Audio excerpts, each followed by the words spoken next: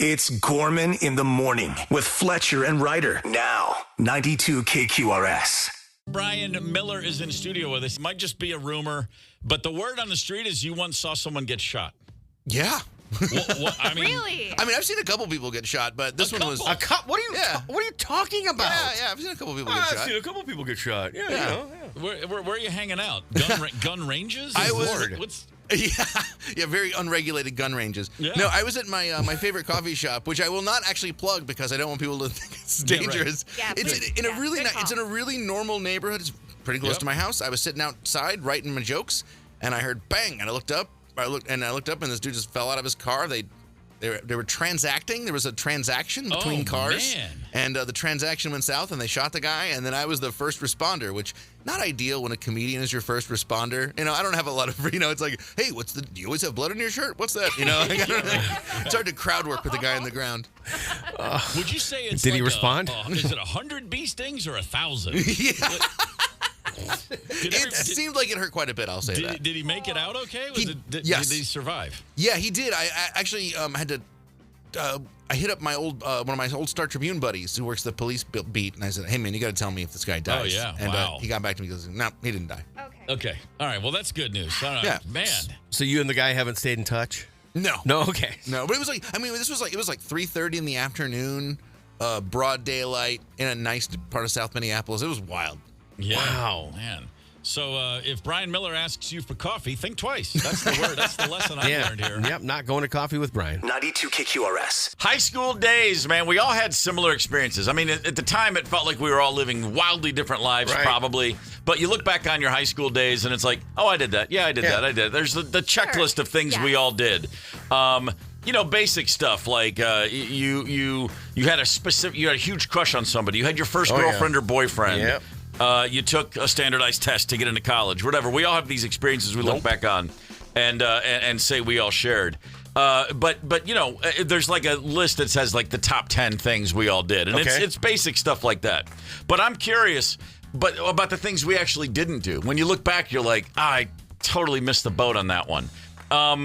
Okay, so had a boyfriend or girlfriend. 64% of people said, oh yeah, I absolutely had a big, steady girlfriend or boyfriend in high school. But only 36% of people say they had sex while in high school.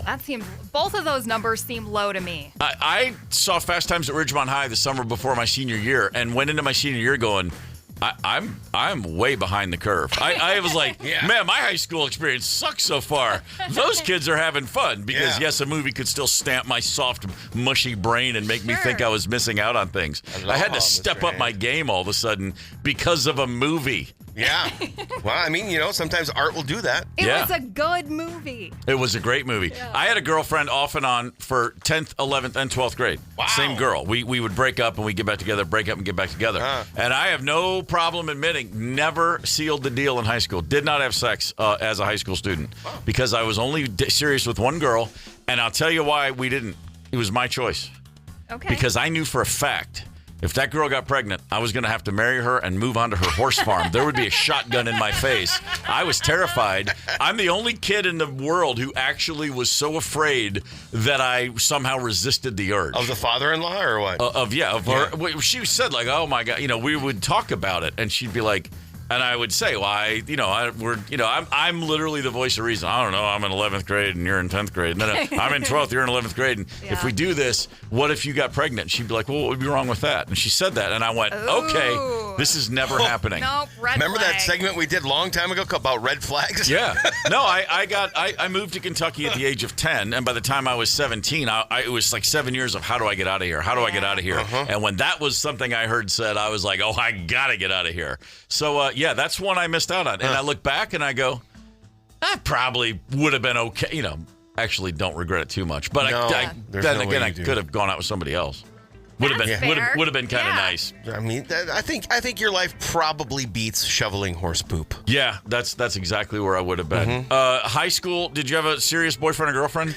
No, I did not have I dated plenty, but no, I did not have a serious one. No, nothing that lasted more than a couple weeks. Wow, Ryder? Good morning, Chris Campbell. I think he lives in Savage right now. Oh, good old CC and Savage. Yeah, dude had a six-pack and like amazing brown eyes. And how long was this relationship? It was like the end of freshman year until the middle of junior year. Wow, pretty strong. Wow, that was a long one. That was a heartbreaker when it ended, yeah? I mean, those are... It kind of fizzled out. Like, it was time to move on, so that was Did you both feel that way?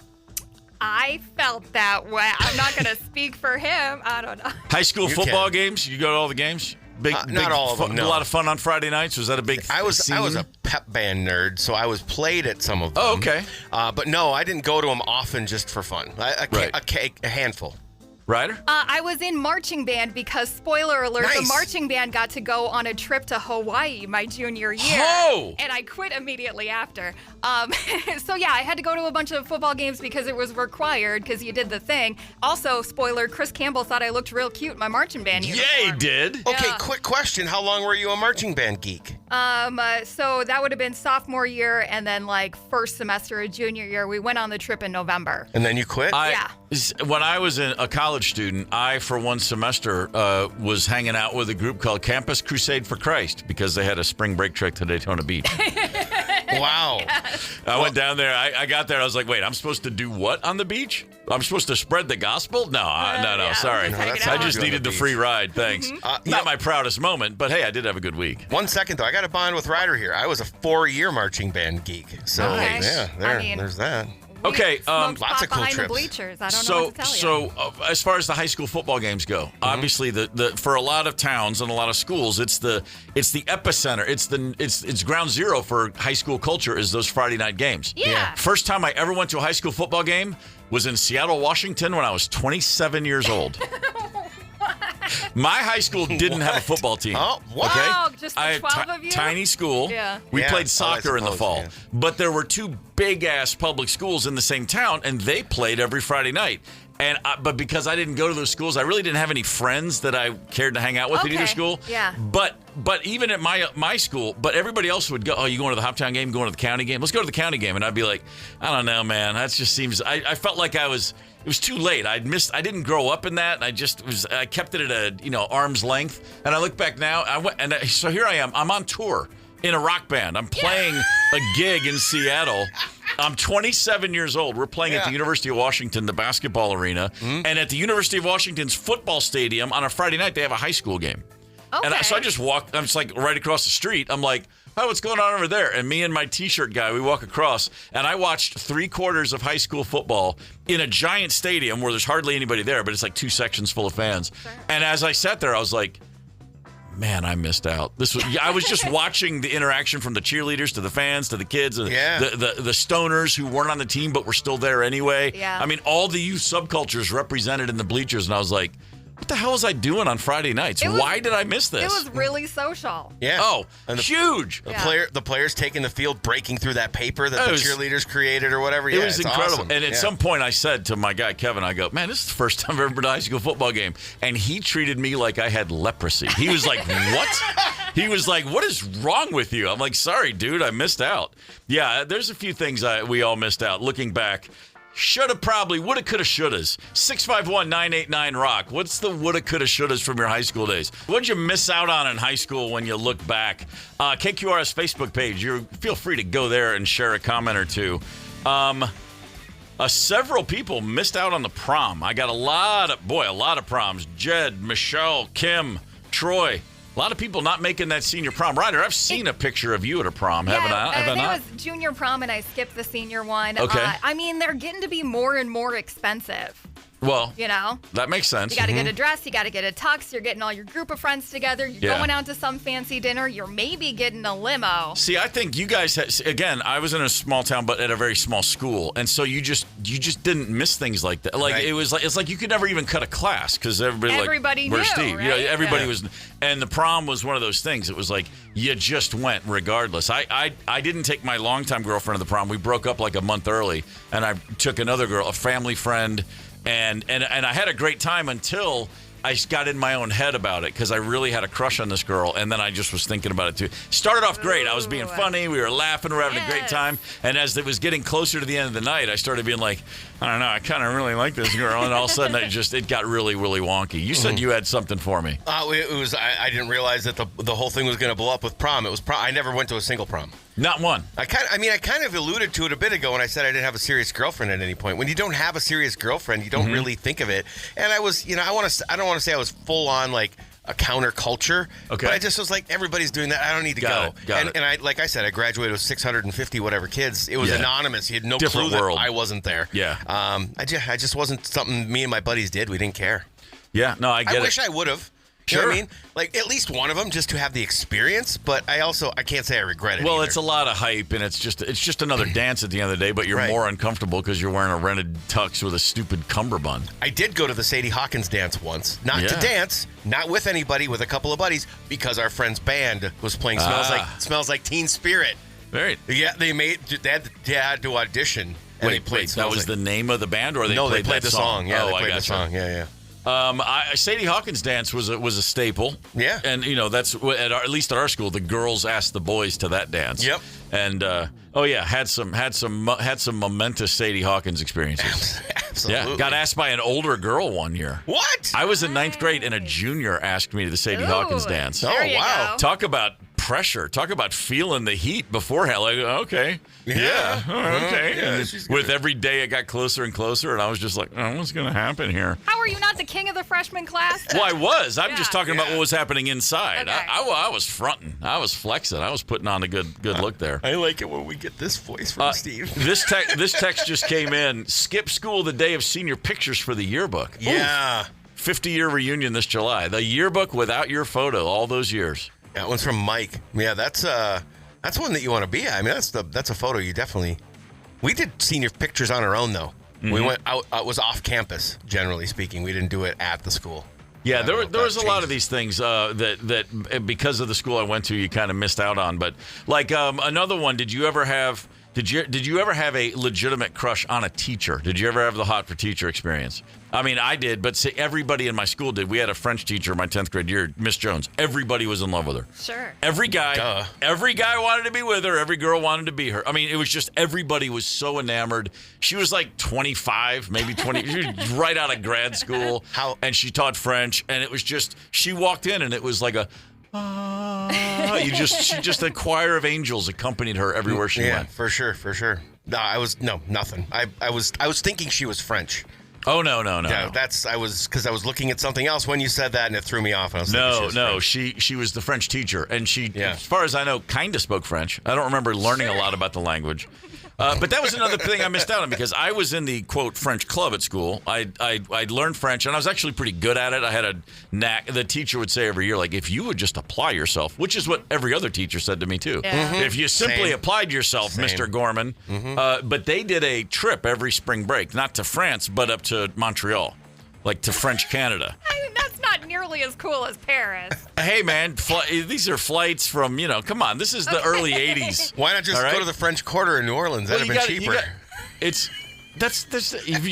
You've not clearly not been to the French Quarter in New Orleans. I have not. Yeah, nobody's speaking French there. Yeah, I was gonna say they're speaking gobbledygook. Yeah. No, but Montreal. If you're a kid in a small town in Kentucky, Montreal is way closer to Paris than anywhere else you're going to go. That's the fair. point is you go somewhere where you only speak French for a week. Yes. That was the whole point. Right.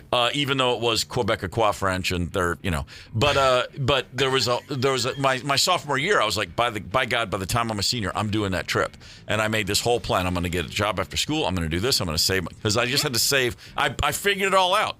It's going to cost me I don't remember the numbers, but I knew very easily it was within my grasp, and I did not a single one of the things on my checklist. Oh, damn. I spent 2 years thinking, I got to get that going. I got to start that. And then I'm a senior, and I was watching people like, all right, we're off to Canada tomorrow. And I was like, you dumbass. Darn it. The regrets we have. It's crazy. 100%, yeah. Gorman in the morning. Coming right back. 92 KQRS. Streaming from 92KQRS.com. Gorman in the Morning is back. 92KQRS. Twin Cities Civil War. We've got 2 callers locked and loaded, ready to rock. One from the west side, one from the east side. We're going to get right to it. I'm going to be asking questions rapid fire. The listener will answer them. The one who gets the most right, you have 60 seconds each. The one with the most correct answers will attend the show. Is that it, Ryder? Am I forgetting anything? Music theme today. We are taking your first answer, and hope we don't go to a tiebreaker today, because I still don't know how the phones work. No corrections. All right, first up from the west side, we got, what is this, Marcy from Watertown. Marcy, good morning. Good morning. Are you ready to rock? I sure am. Okay, Ryder's going to give you a countdown, and we're off and running. All right, and remember, these are music theme, Marcy. Here we go. Born Robert Zimmerman, what legendary folk musician graduated from Hibbing High School? Don't know. The cover of the Replacements album Let It Be features the band on top of a house in what trendy Minneapolis neighborhood? You can pass. Edina. What 60s garage band from Minneapolis had a hit song with Surfin' Bird? All right, Don't know. We'll come back. Following his death in 2016, The Wild would play what hit Prince song to celebrate goals the following season? Purple Rain. Formed under the name Loud Fast Rules, what Minnesota band played the Grand Forks Prom following the Red River flood of 1997? Oh, I'm terrible. Don't know. Paul Westerberg shouted profanity at Bob Stinson on live TV. It got the Replacements banned from which sketch comedy show? 3 seconds. Saturday Night. Got it. She was in under the wire. I'm Saturday giving you Night that Live. one. Okay. All right, Marcy. It's tough today. Very definitely. tough today. Sit tight, Marcy. We're going to get on to the competition, but well challenged, I'll say. The 5 that Marcy did not get, number 1 was Bob Dylan. Number 2 is the Uptown Neighborhood. The Trashmen was number 3. The Prince song was Let's Go Crazy. And Soul Asylum played up in Grand Forks following the flood. Thank you, sir, for the follow-up. All right, number 2 caller, Sean from the east side from St. Paul. Sean, good morning. Good morning. How are you guys doing? We're great, brother. You ready to rock this bad boy? I'm going to try my hardest. All right. Sean, That's all we could ask. That you just got to get to, man. Here we go. All right, 60 seconds on the clock starts now. In Purple Rain, Prince delivers the iconic line, "Purify yourselves in the waters of" what West Metro Lake? Minnetonka. Born Frances Ethel Gum in Grand Rapids, this musical movie icon's most famous line, "Toto, I've got a feeling we're not in Kansas anymore." Name her. Can you repeat that one? She was born Frances Ethel Gum in Grand Rapids. She said the line, "Toto, I've got a feeling we're not in Kansas anymore." Who was she? Dorothy. Who was that lady? We'll move on. Named after a Minneapolis elementary school, Marcy Playground's biggest hit song names these 2 vices. Sex and Candy. Buried in Lakewood Cemetery, this ukulele player was famous for his song "Tiptoe Through the Tulips." I don't know that one. Guitarist Slim Dunlap, the Replacements' replacement, held a day job as a janitor at what famous music venue? First Avenue. Well, Too late? I mean, you already had it. He already had it. He already got Yes, it, so we'll dude. give it to him. Yeah. All right, Sean, you came through, brother. You got enough. You got enough of it right to give yourself tickets to Farm Aid. Congratulations. That is awesome. Thank you guys so much. Is got Sean it. from the east side? St. Paul. Sean's from All St. right, Paul, yes. fair enough. Number 2, Sean, you missed. That was Judy Garland. That's who played Dorothy. And okay. Tiny Tim was the guy who took us tiptoeing through the tulips. That's right. All right. All right.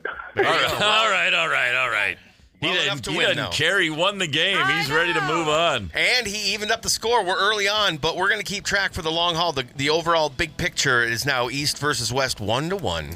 It's Gorman in the Morning with Fletcher and Ryder. 92 KQRS. What's your bucket list? What venues do you need to get to before it's all said and done? Is there one right off the top of your list, Ryder, that you have not been to yet that you need to see a game? Oh, well, obviously Ford Field. Okay, I You kind of knew feeling. You knew it before it even came out of my I know. mouth. As soon as I started, yeah. Yeah, want to get there, want to get to Wrigley. I don't care what teams are playing. Would love to get to Fenway. I don't care what teams are playing. Probably Madison Square Garden, too. Those I think are that all, should do me. Well, with the exception of Ford Field, that's a you thing. That is amazing. Wrigley Field, number 1 on the list. Oh, Fenway really? Park, number 2 on the list. And what else did you say? Madison Square Garden. Yeah, number Madison 4. Square Garden's number 4. Yeah. Okay. Wow. So I can say I've been to Wrigley. Yep. Sure. I've been to Fenway, and I've been to the Garden, and all worth the hype. Okay. Well, that's good to hear. It's good to go to the Garden if it's a Knicks game when they're good. I've seen Knicks games when they're terrible, and it's just dreadful. But New York is a great basketball town, and Knicks fans are a special breed. So whether you like the Knicks or not, just to be in that environment, kind of like the Red Sox fans are a very different breed of people. And for Wrigley, most of the people at a Cubs game, they don't care who's playing either. Everyone just loves to go to Wrigley with good reason. It's a lot of fun. Yeah, for sure. I've done Wrigley, and when you go down some steps, then up the steps to the lower bowl. Yeah. And it's almost like it reveals itself to you. And Yeah. I felt like I heard sounds coming down from the heavens or something like that. The first time I was ever in Chicago was to play the Metro, famous club. That's like the First Avenue of Chicago. It's right down the street from Wrigley. This is 35 years ago, spring of 1990. And after sound check, I walked over to Wrigley Field. Opening day was like the next day. And so it was closed. There's no one there. And I walked up and, of course, saw a gate that seemed to be open. Yeah. I'll You just went walk in, walked right in, and I got all the way to where I was just staring at the field, and a guy came up and he was like, "What are you doing?" And I said, "Hey man, I'm just here for the Soaking day. it I in." just had to see it." Yeah. And he was cool about it. He goes, "Come on, you got to get out of here." I said, I'm just taking a minute. And I remember saying very clearly, I'll probably never even be in Chicago again, because I was like, we're going to do this one tour and then nothing will happen. And this is it. I'll be back. I'll be working at the record store in a few months. And I was thinking, like, man, when am I ever going to have a chance to see this place again? I was in Chicago like 7 times that year, but I didn't know that first time. So the guy didn't throw me out with too much prejudice. It was just sort of all right, that's enough. Get the hell out of here. Wrigley is a special place, no doubt about it. I grew up a Cubs fan because you could never see the freaking Twins on TV. Right. I mean, I was a Twins fan as well, but I was kind of just became a Cubs fan because he'd come home every day and Harry Carey's on. Sure. First game I got to, Twins at the Cubs when they first opened up interleague play, so it was still kind of special. Sure. That was an amazing thing to be at. How about I want to get to the Bell Center in Montreal. I know it's a hockey guy take, but I've been told by every single hockey person you've got to see a game in Montreal. So that's going to be mine. That or Anfield for a Liverpool match. Never seen the Bell Center. I did see the old Montreal Forum. Yeah. I didn't see a game there. I played there. Some of these places I've been. I've played also on this list is Wembley Stadium, London. Just go ahead and say it. Never saw a game there, but I played it. You played at Wembley Stadium? Yeah, but only 4 times. Okay. What a jackass. That's massive. My holy grail where I had to see. As a kid in the 80s, I was a Magic/Lakers fanatic. Sure. Like that, I chose the Lakers in the 70s just to piss off an older brother, and then stayed the course. Okay. And then once they got Magic Johnson, forget it. I mean, that was my favorite team on the planet. And as a living in Kentucky, I'm like, man, if I ever get to LA, to see the Lakers in the Forum would be the greatest thing ever. And the first time I ever went to LA, January of 1990, where the record's coming out a month later. First time the band's ever out west. Yeah. We're doing photo shoots. We're shooting a video. We're doing all this stuff over a couple weeks. And we had just gotten our only real manager. Like, we had just signed with him in December. This is January. And we're in his office, and I said, hey, man, look, the Spurs are playing the Lakers tomorrow night. Is there any way? It was the one night we had nothing to do. Yeah. I said, is there any way? Do you know how to get tickets? Or could you just tell me how to? And he looked at me, and he's like, yeah, I'll get you tickets. I'm like, well, how are you going to get me tickets? And he didn't say anything, but he at the same time also managed David Lee Roth, who had just done like a week of shows at the Forum. Okay. Before that, he was with Van Halen. He knew everybody. He's like, yeah, dude, it's no problem. And so the next day, Pete comes. He says, I'll pick you up at the hotel. We'll go. We'll take it in. I said, great. And I am, of course, fully anticipating back row of the Forum, where I would have been thrilled. Yeah, you just wanted to be in the building. He picks me up. We drive down. We park. We valet the car and walk into the Forum Club. That's where all the Wow. VIPs and celebs are before tip-off. Okay. I do not I want am- to see a I- blacklight test of that room. I'm 6 feet away from Diane Cannon and Jack Nicholson in a bar in 1990. And I'm like, oh my God, this is happening. We walk to our seats, and my feet are on the wood. Front row, directly across the court from Jack Nicholson. Courtside. And the courtside tickets at that time were $350 was the face value. I can't imagine how many raise that. thousands they are now. But in 1990, that was more money than I had in total in the world. Sure. And I was just staggered. And I was truly emotional. I was like, this is the most amazing thing ever. I'm freaking out. And I knew Magic wasn't playing. He was hurt. But that's okay. I was still going to see him. When the Lakers came out of the tunnel, I am literally been watching the Lakers on TV for a decade, Yes. obsessing over them as they all come out of the tunnel. My album is not out for another few weeks, and Hard to Handle comes over the PA. Wow. Cool. And I just sat in my seat and wept. I'm not like a couple little tears. I was crying. Yeah. And my manager is like, "What is wrong with you?" I'm like, and I'm like, he's like the Wizard of Oz. He got them to play the song, and it's not even out yet. And, Yeah. And it was just the greatest thing in the world. And then the Lakers lost. But anyway, hey, it's neither here nor there. Gorman in the morning. Coming right back. 92 KQRS. Streaming from 92KQRS.com. Gorman in the morning is back. 92 KQRS. 1984, that was a time in my life when I was still eating cereal by the ton. Sure. Oh my God. A college kid in the dorm. Yeah, box after box of cereal. Just it was just a 24 staple. hours a day? Yeah. It was not a breakfast food. It was just life support, basically. 2 or 3 for breakfast, maybe 1 for lunch, and then 1 as a treat after dinner. There was never a time when I would not have been happy to have a bowl of cereal in the lap, sitting there, crappy little tiny TV with the antenna up, just watching Jeopardy in the afternoon, just working it over. The rare occasion that I allow myself to eat garbage cereal, it still makes me incredibly happy. Yeah. No, I don't do it often, but man. Very rarely do I. The only difference is now I couldn't possibly eat a bowl of cereal with whole milk. That would not happen. That's all That's I what you ever used to do? drank growing up. Yeah, I was a whole milk kid from a whole milk family. And I mean a whole lot of whole milk. 12 half gallons twice a week at its peak. Really? That would be 12 gallons a week. Oh. Mondays and Thursdays, my mom would come back. She had the milk crate with 9 half gallons and then 3 laying on top of those. That's a total of 12 gallons per week in the Gorman house. Milk is Jeez. good for the bones. Your bones should live to be 4, 5, 6, 700 years old. Let's hope. But now a glass of whole milk would just put me down. I would just be like, that would just do me sideways. So It's I almost go, like yogurt at this point. If you I haven't gotta drank go. it in a I gotta while. go real lean. But every now and again, I will just get that hankering, and I will just say, you know what? I'm just going to buy 1 box of something, and I'll eat it over a few days, and then I'll go another couple years without it. Yeah. Still does the trick.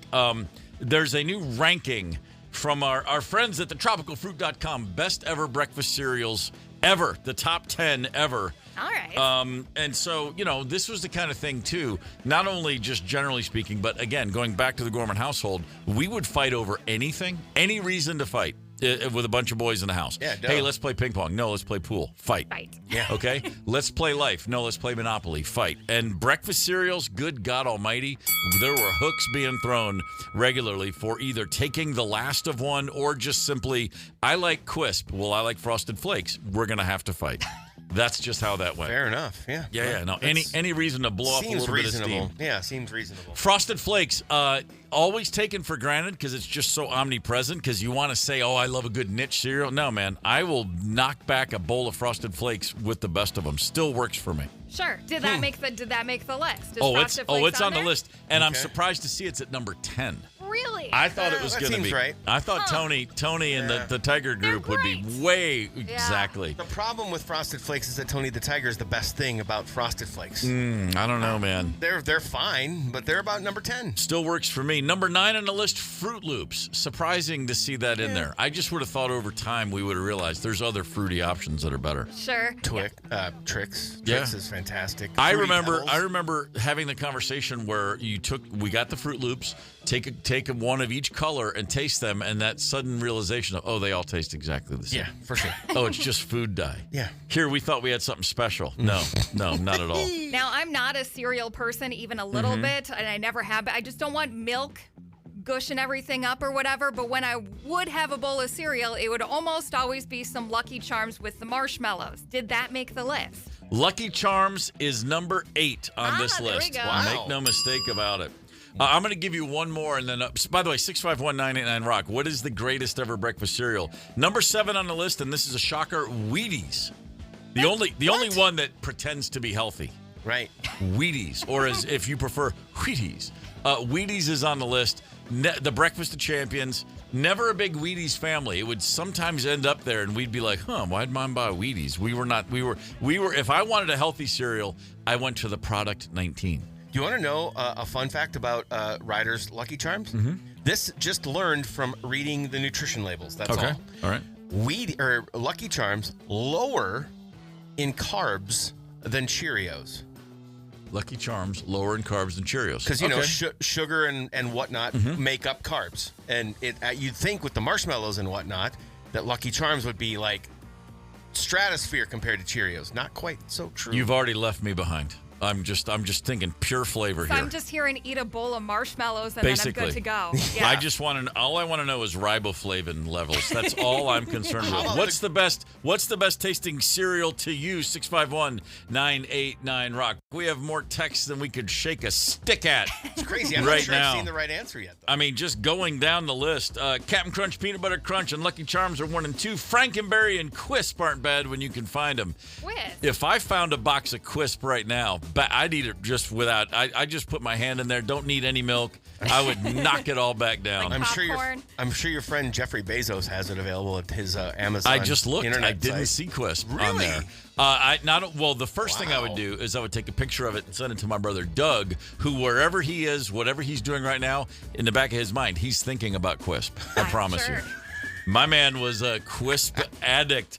A lot of Captain Crunch. Okay, grape nuts with honey. Whoever texted that, stop. This is not a comedy show. No. This is a hardcore news cereal show. Yes, this is Grape there's nuts. no room for nonsense like that. I didn't say what's going to break your teeth. I said what tastes good in the morning. We also didn't ask what cereal would you have to eat if you lost a bet. That's very true. Because that would be grape nuts. Your top 3 on the list. Here they are. Number 3. Come on. By the way, my personal favorite, not only my favorite, my only fruity cereal I ever truly loved, Fruity Pebbles. Oh, yeah, it's really good. I don't know what it was about those Pebbles. I would just crush bowl after bowl after bowl of Fruity Pebbles. Between the list, you two, and all the texts, I have yet to see the correct answer for number 1. 2, Cocoa Krispies. Spend some time. God, yeah. Spend some time with some Cocoa Krispies. Yeah, sure. This is different you like than those- Cocoa Puffs. Very different. Okay. Very different. Better than Cocoa Pebbles?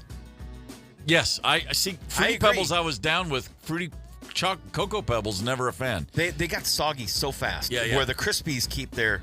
Here's your number 1. Now, this Come is, on, of course, it's gotta this be is right. just, here it is. Number Lay it on 1 me. on this list, Cinnamon Toast Crunch. Okay. Please. Really? It's fine. They didn't even have like a mascot. Really? Is there you got to have somebody you can associate it with. By the way, not that I didn't enjoy Cinnamon Toast Crunch back in the day. I've had plenty. More good. than enough for one lifetime. But number 1? Come on, what were you going to say was number 1, Fletcher? Crunch berries. My God, crunch berries. Captain Crunch berries? I could eat crunch berries until the roof of my mouth Yeah. was tore open.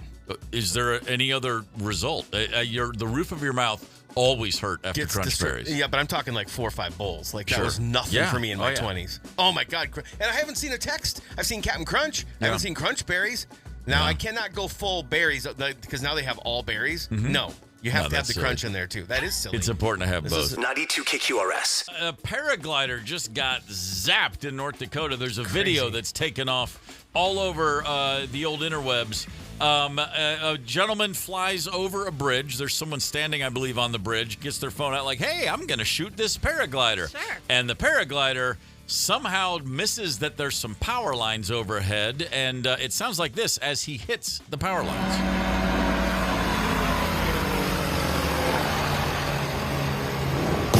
Whoa!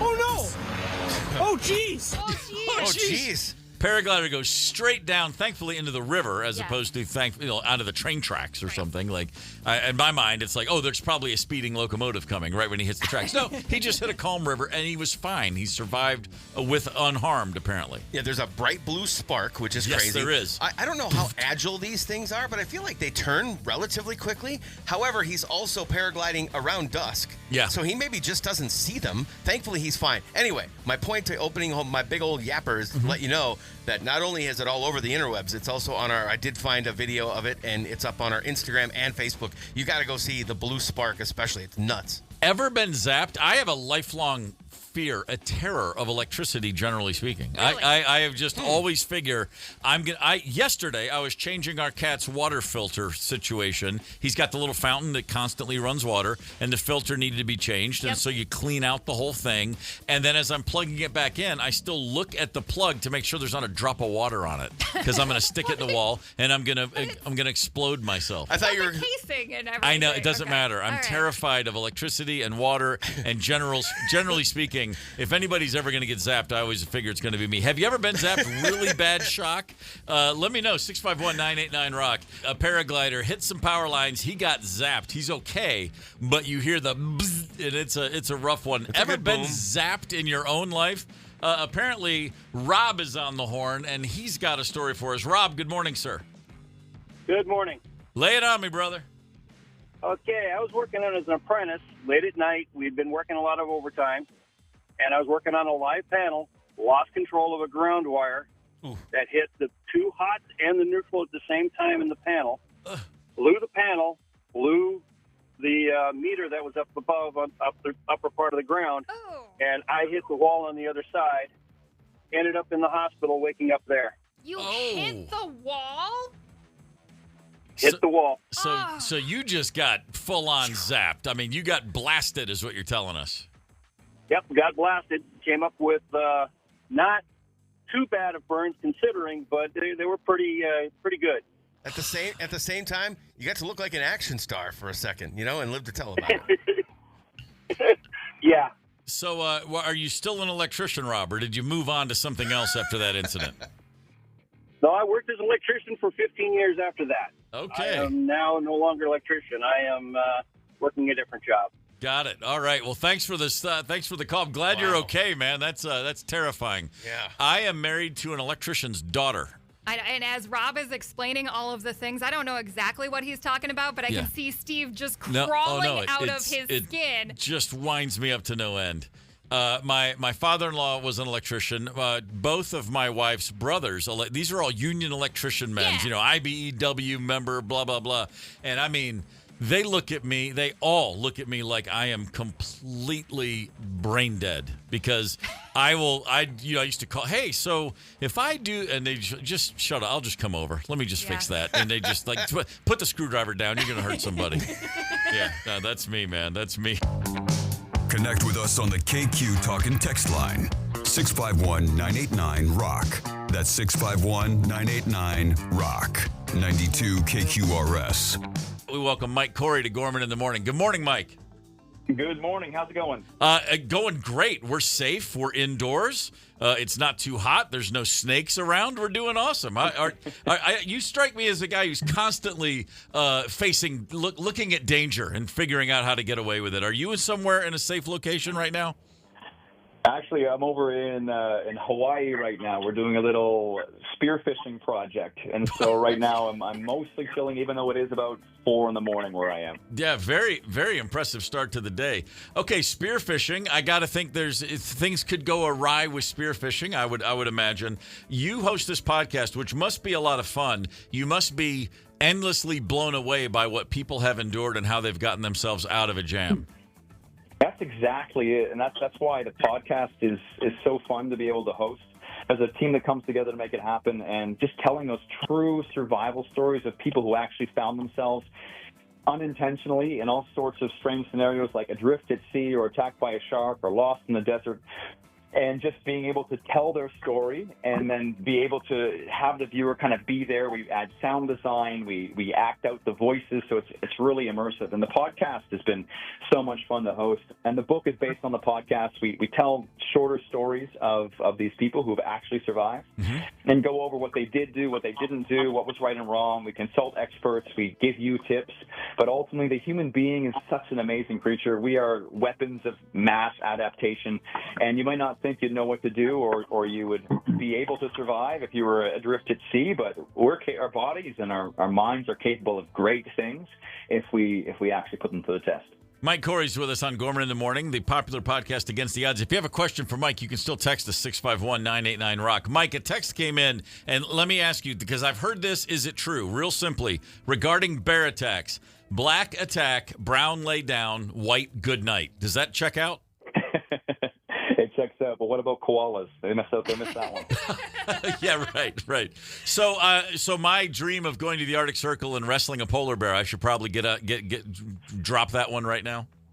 I would say go to the gym for a good 20, 30 years, and then maybe you'll stand a chance, but probably not. I think it's just good night. Is that what it was? White good night? White good night. So, but with bear attacks, though, how do you know when a bear's bluffing and how he's actually coming your way? Right. And so a bear generally will do these bluff attacks to try to scare you away. And so you want to act big. You want to yell. The most common thing is, "Hey, bear," but you can yell anything. You can yell, "I'm scared." Yeah, right. And it'll probably still work. But with bluff charges, they'll come at you. But there's some signs that you need to know if they're not bluffing, and that is especially for like a brown bear, like a grizzly bear, them gnashing their teeth, them pounding the ground with their front paws. Those are good indications of aggression, and that the whole bluffing thing might not be working after all. Oh, boy. Okay, good to know. I live in a constant state of snake fear. Other than simply avoid snakes, give me a couple tips out there. How do I know when a snake is angry and it's not rattling like some other type of snake? Right. Actually, on my adventures, we've encountered quite a few snakes. There was one, I was in the Congo, and I was lost in the Congo, and we got attacked by a green mamba, which is this big 6-foot snake that can rear itself up to be like almost at eye level, and it came out of the jungle, and I was with some tribe members, and for them they bonked it on the head, and then we cut it up and we ate it for dinner, which is kind of ironic, isn't it? Eating a venomous snake for dinner. It makes you understand that there's venomous and there's poisonous, and venomous, if it bites you, you die, but poisonous, if you bite it, you die. Understand the difference? Sure. And with snakes, it's a cool thing to know, and we explain this in the book too. There's like different snakes have different kinds of toxin, of venom. That kind of snake, like a green mamba, has a neurotoxin, so if it bites you, it stops your muscles.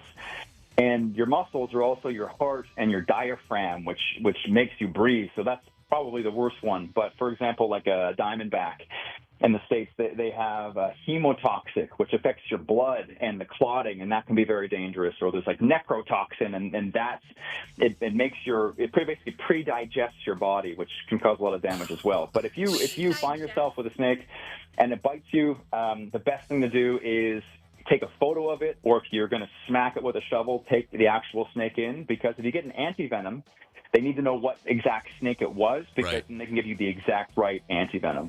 And generally, a lot of snakes, it's not always you get bit and it's game over. A lot of them, if you can get there fast enough, it's fine. And also, snakes sometimes give warning bites where it could be a venomous snake, but it'll bite you and actually it won't inject any venom. It's more kind of like, because they don't want to get rid of their venom. It's like their weapon, and the more they use, the more they have to generate, and it's more calories and effort for them. So those are some quick tips. That's so comforting. It is a little bit of comfort there. Exactly. Mike Corey, host of the podcast Against the Odds, and the book How to Survive Against the Odds: Tales and Tips for Animal Attacks and Natural Disasters. You can grab that thing anywhere you buy books. It's from HarperCollins. So when you've interviewed and you've spent time with people who've survived really extreme situations, is there a common thread, like psychological profile? What do you think somebody... How do people, like you said, the human body is constantly evolving, and people can survive incredibly thin odds. Is there something that these people all share? Is there a certain profile you think? Everybody has it deep inside them, and that's something we talk about often in the podcast and in the book. But the number one killer out there is just panic. Being in a situation, feeling completely overwhelmed, and then just doing things out of fear, not on knowledge, and just making a mistake. And in those situations, sometimes you can't afford to make a mistake.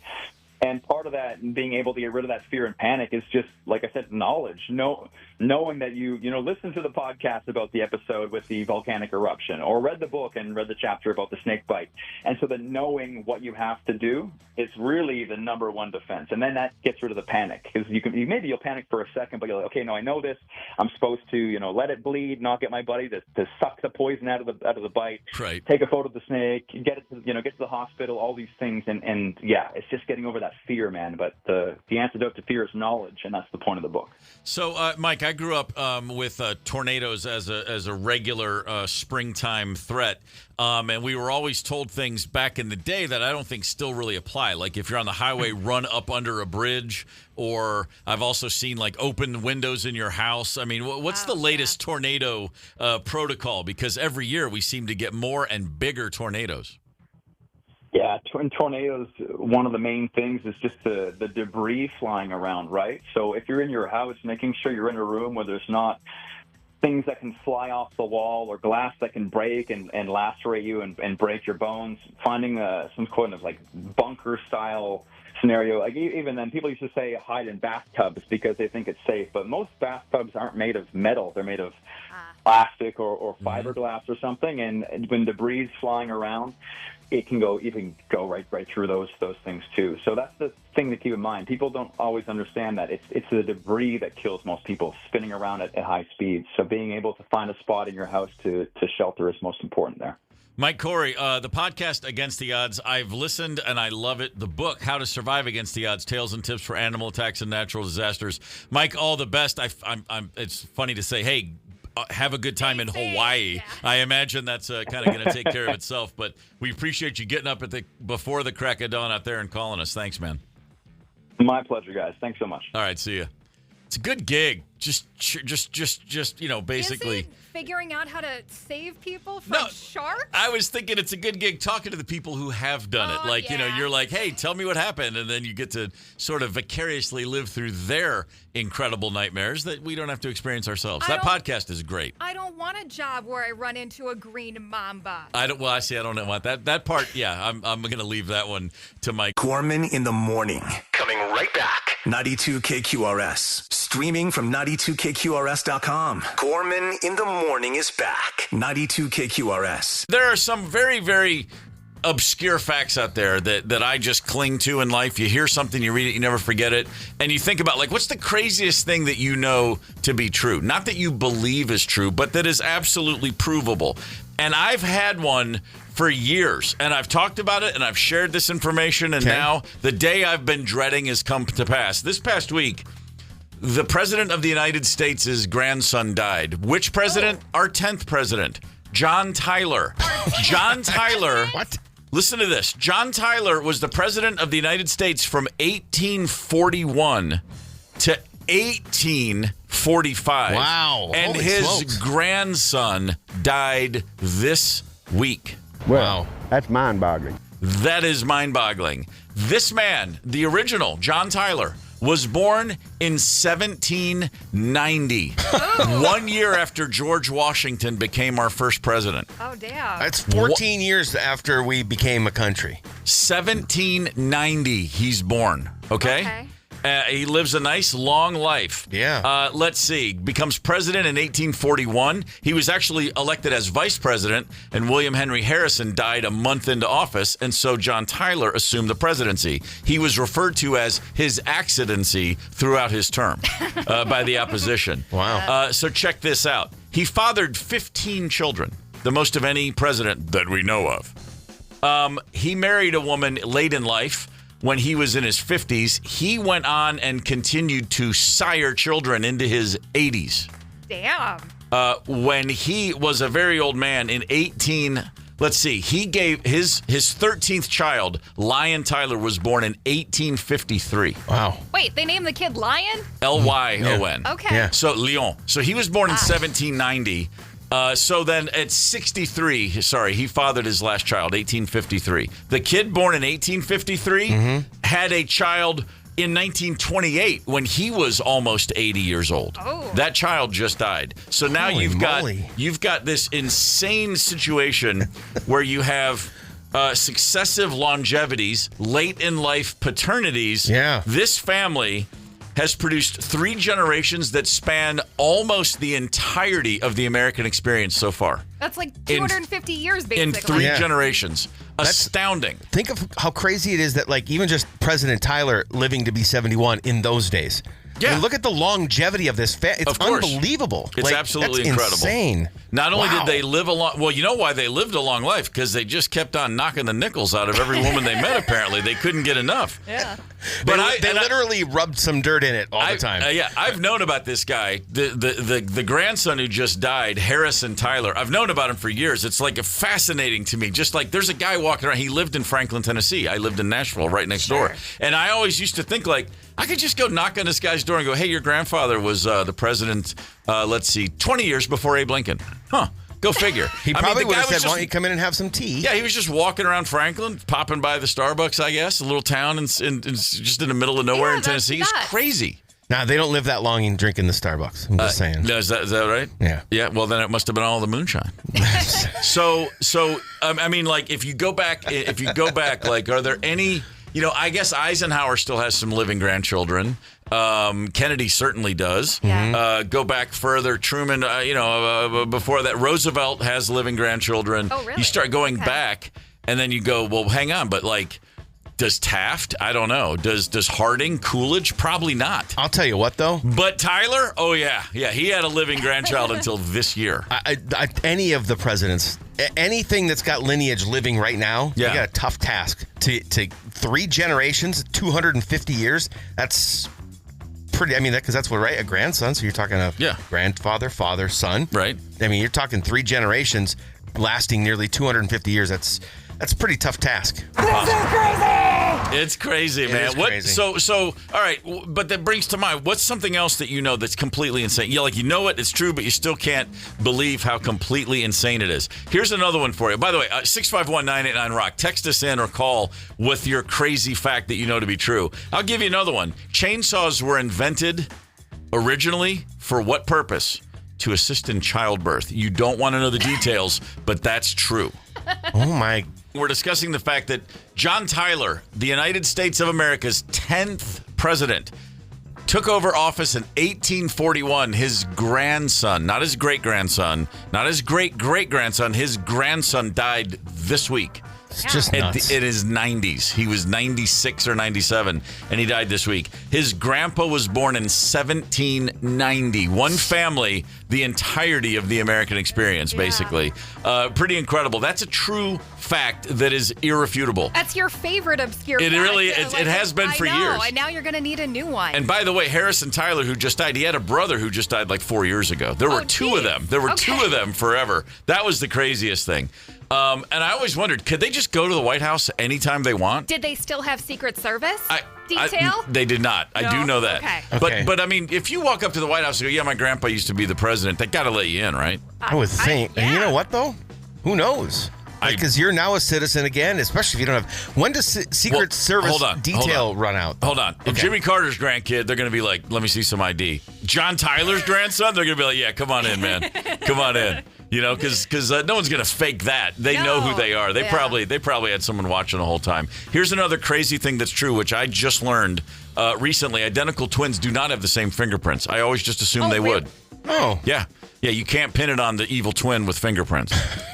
A lot of other ways, but not with the fingerprints. A big jewel heist.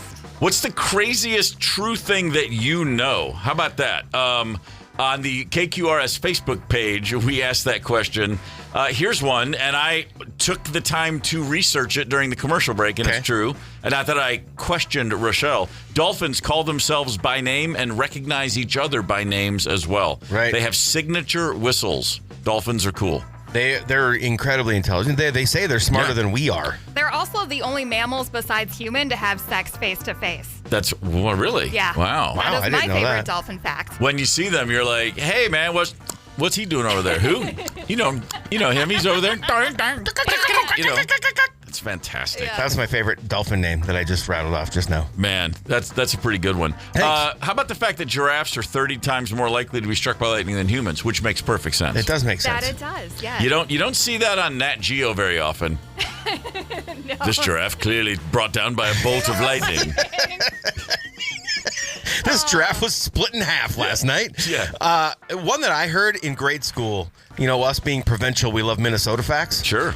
One that I learned in grade school that's just kind of stuck with me is that we have more shoreline because of our lakes in Minnesota than the state of California, which is kind of mind-boggling when you think of how long California is along that west coast. You think of it as a coast, right? Yeah, that's pretty good. Yeah. I thought it was Minnesota, it was California, Oregon, and Washington. It was like a bunch of states. Is it real? I believe so. Okay, this is my recall from fifth grade or fourth grade or whatever. Here's another one I learned early that I really like. If you put a random group of 23 people in a room, chances are 2 of them will share a birthday. It only takes 23 people to Is share that a where the 23andMe thing comes from? No, that's like that's a whole different thing. chromosomes and junk, I believe.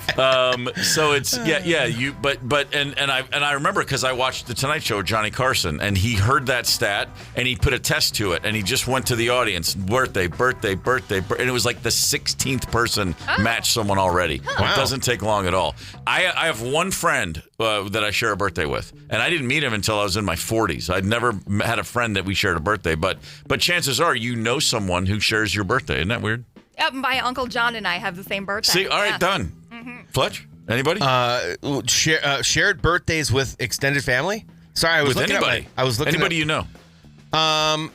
Yeah, actually, another radio host here in town. Okay, there you have it. Yeah. Neat.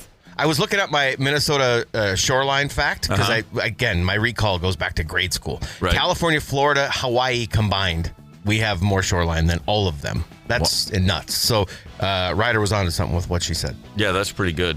Ryder, you're not alone. Big Lake Nate also texted in about dolphins facing each other. The only humans... No, he didn't say they face each other. He said humans and dolphins are the only animals to have sex just for fun.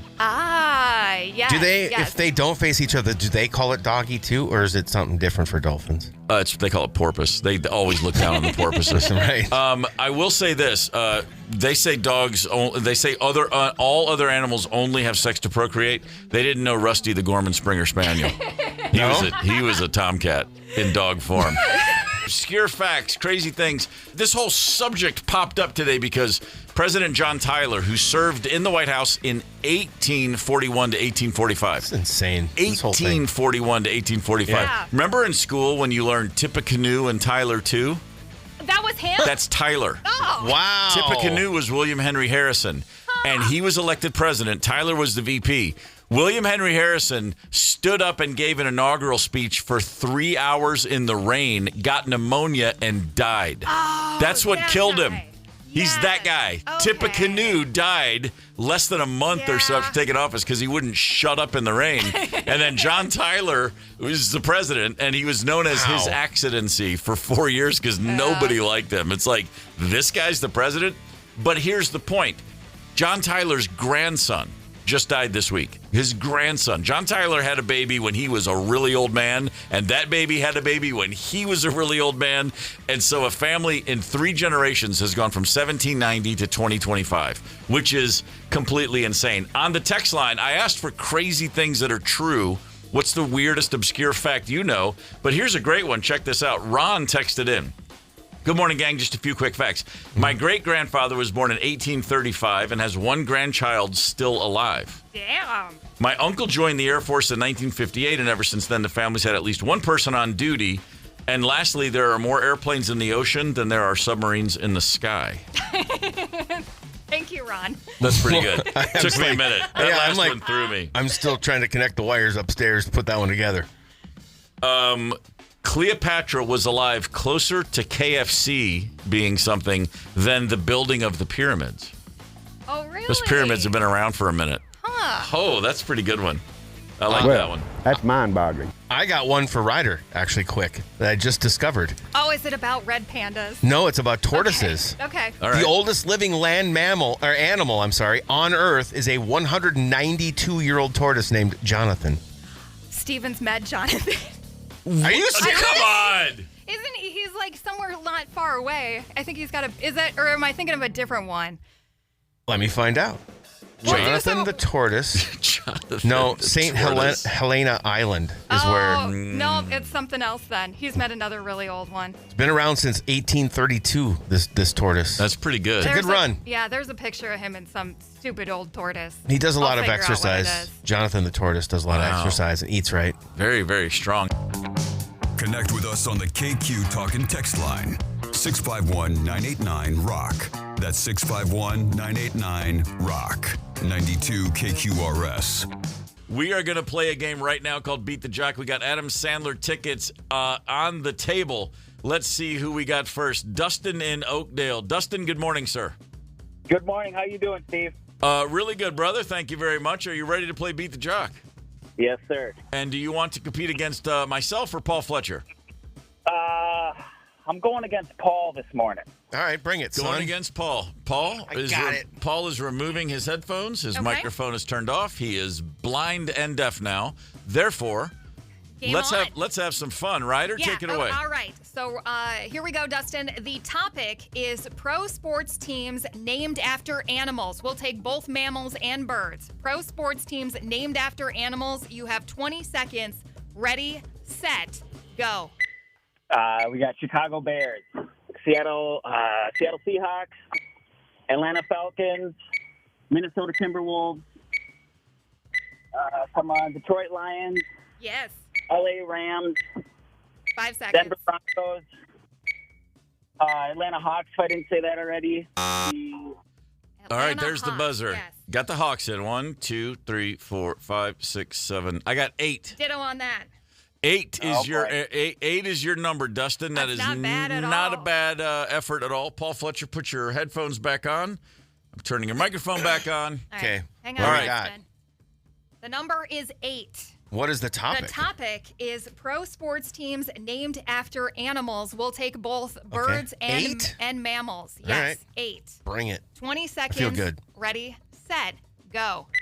Sharks, ducks, panthers, penguins, coyotes, wolves, bears, tigers, rays, blue jays, orioles, cardinals, 2 seconds. ravens, falcons. Where was this one, man? Oh, yeah, that wouldn't have come to me if you'd have given me 4 minutes. Totally unexpected raise. No one saw the raise coming. I got 1, 2, 3, 4, I 5, stopped 6, 7. counting. Yeah, you got over He 8. won on that I just went one. through sports. You That's- did. yeah, I know. just- yeah. Dustin, thanks for calling, brother. I'm sorry, but Fletcher has bested you today. Let's go on to Kelly. Sorry, Dustin. In Burnsville. Kelly, are you with us? I'm with you. All right, are you ready to play Beat the Jock? It's gonna be you and me this round. All right, let's do this. All right, Okay. I'm turning off and unplugging and all that. All right, he's Excellent. got his headphones off. Mic is off. He is, as you said, blind and deaf. Okay, I didn't say that. All right, here we go. Somebody said it. Kelly, your topic is gas station chains. You have 20 seconds to name as many gas station chains as you can. Ready, set, go. Get and go, come and go, quick trip with a Q, quick trip with a K, Shell, ExxonMobil, BP, Chevron, Phillips 66, Sunoco, Costco, Sam's, Walmart, Casey's, Racetrack, Hy-Vee, Circle K, Wawa, Speedway, Kelly. God! Kelly. Hang on. Maverick. Time up. Kelly. Nice. Hang on, Cal. Good Lord. Oh. It's nice to have Google open. My God. What do we got? I got 17. 17. Ooh, yes. 17 what? I got 17 too. Steve. Gas station the- names. The topic is gas station chains. You have 20 Chains. seconds. Yeah. Okay. Holy smokes. All That right. was unreal. I don't even know if I have paper enough to write down your numbers here. Okay, 20 seconds, gas station chains. Ready, set, go. Sunoco, Esso, Exxon, Sinclair, Amoco, BP, Chevron. What's the other C? Citgo, Gulf, Marathon Mobile, Shell, Hess, Holiday, Buc-ee's. There's no way I got 17. That was 13 is what I had. Yeah. 17? That's like Yes. a record, isn't it? What the hell? She's got to be. Kelly, you're seriously using performance-enhancing drugs. There's no question about it. No, I believe you're innocent. When you get on a roll, you get on a roll. Kelly, you there? You won the Sandman tickets. Man, Kelly, well done. Yes, nice work. 17 is mind-boggling. She was rolling. Yeah, I She like was to go on- to the gas station. I was just there today. Yeah. Yes, You Kelly. know, Clearly. normally I don't like being taken out to the woodshed, and today is no exception. I hate losing this game. man. Yeah, it Kelly, sucks. hang on for us.